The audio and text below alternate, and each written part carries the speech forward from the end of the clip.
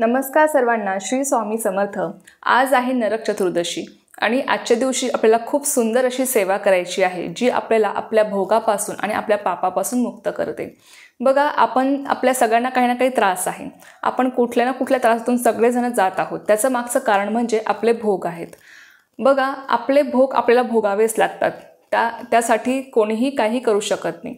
आपण आपले भोग आपल्या सेवेने कमी करू शकतो, परंतु ते आपल्याला भोगावेच लागत असतात। लक्षात घ्या, भोग कोणालाही चुकलेले नाहीयेत आणि हे भोग याच जन्माचे नाही। बघा, कित्येक जन्माचे आपले हे भोग असतात। आपल्या हातून कळत न कळत काही ना काही पाप घडतं आणि त्यामुळे त्या पापाची शिक्षा जी आहे ती आपल्याला भोगावीच लागत असते। ते कोणालाही चुकत नाहीत, अगदी देवांना सुद्धा ते चुकलेले नाहीत, तर आपण कोण आहोत? म्हणूनच आपले ते भोग कमी करण्यासाठी, आपल्या हातून जे काही कळत न कळत पाप घडले असतील ते नष्ट होण्यासाठी आपल्याला आज एक सेवा करायची आहे। ही सेवा आपल्याला श्रीकृष्णासाठी करायची आहे।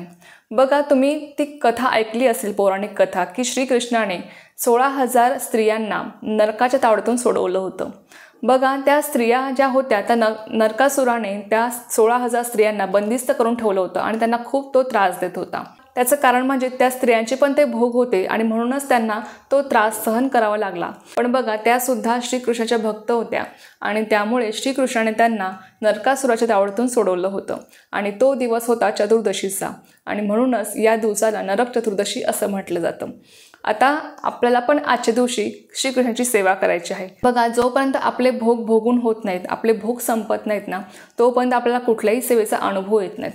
तुम्ही म्हणता की मी स्वामींची एवढी सेवा करते किंवा मी कुठलीही सेवा खूप करते, आम्ही खूप देवाचं करतो, तरी आमच्या मागं एवढं दुःख का आहे, तरी आम्हालाच का या त्रासातून जावं लागतं? तर त्याचं मागचं कारण असं आहे की आपले ते भोग असतात। आणि बघा, एखादा व्यक्ती असतो, तो काहीच देवाचं करत नाही, काहीही करत नाही, कुठलीही सेवा करत नाही, पण तो खूप सुखी आहे।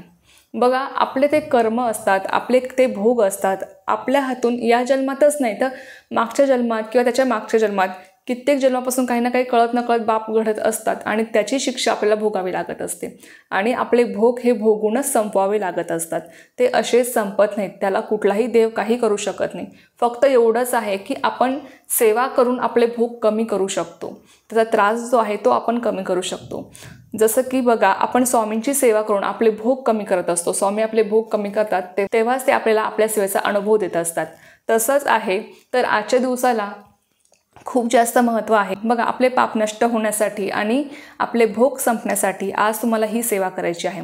तर सेवा तुम्हाला श्रीकृष्णाची करायची आहे। काय करायचं आहे? बघा, सगळ्यांच्या देवघरामध्ये बाळक श्रीकृष्णाची मूर्ती असणारच आहे।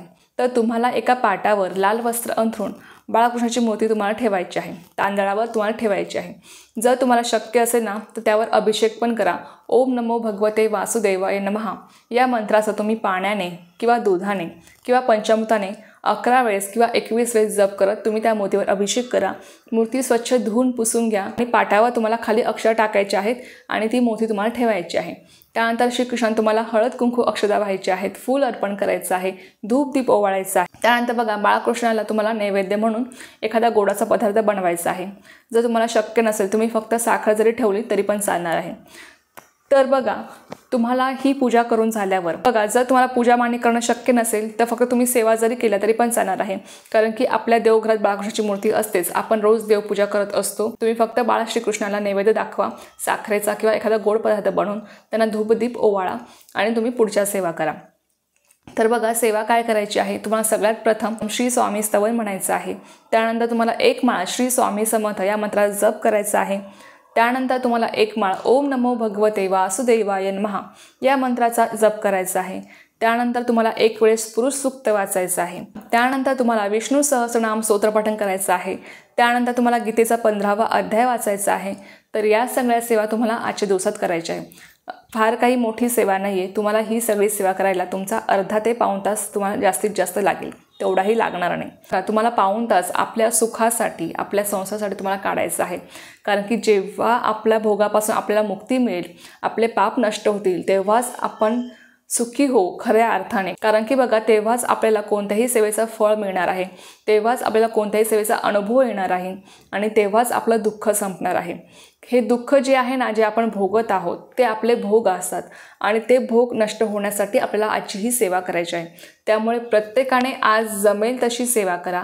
सकाळ दुपार संध्याकाळ अगदी रात्री 12 वाजेपर्यंत जरी तुम्ही तरी पण चालणार आहे.